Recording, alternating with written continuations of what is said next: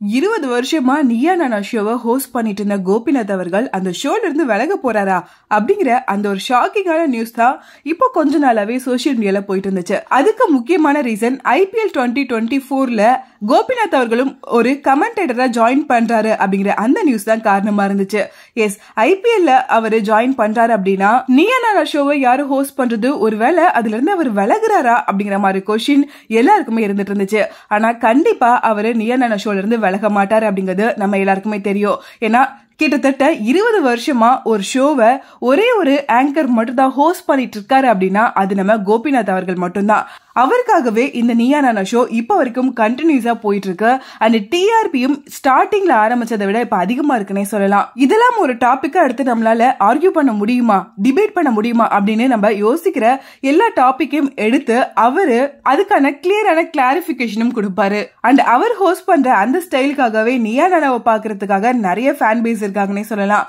அப்படி இருக்கும்போது நீயா நானா ஷோ விட்டு கோபிநாத் விலகுறாரு அப்படிங்கிற வந்துட்டு இருக்க இந்த நியூஸ் எல்லாமே ரூமர் தான் அப்படிங்கிறது நம்ம எல்லாருக்கும் கன்ஃபார்மாவே தெரியும்.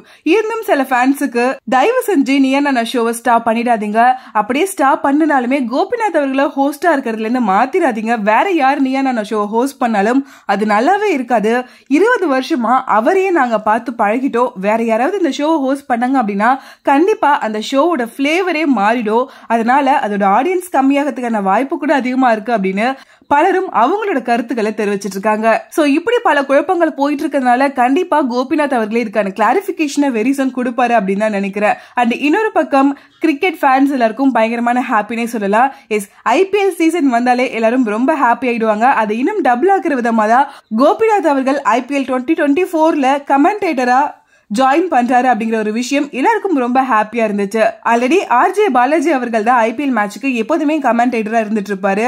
அண்ட் அவரு ரொம்ப ஜோவியலா ரொம்பவே அதிகமான கவுண்டர் எல்லாம் போட்டு பாக்கிறதுக்கும் கேட்கறதுக்கும் ரொம்பவே ஃபன்னா கொண்டு போயிட்டு இருப்பாரு.